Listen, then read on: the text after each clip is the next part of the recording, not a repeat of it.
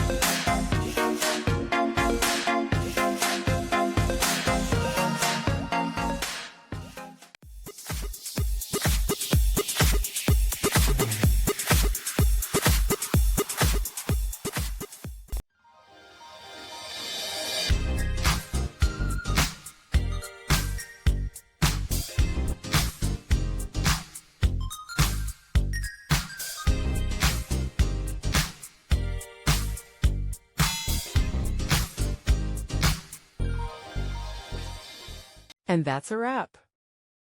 I hope you found the answer you were looking for. If you did, take a second to hit that subscribe button. It really helps out.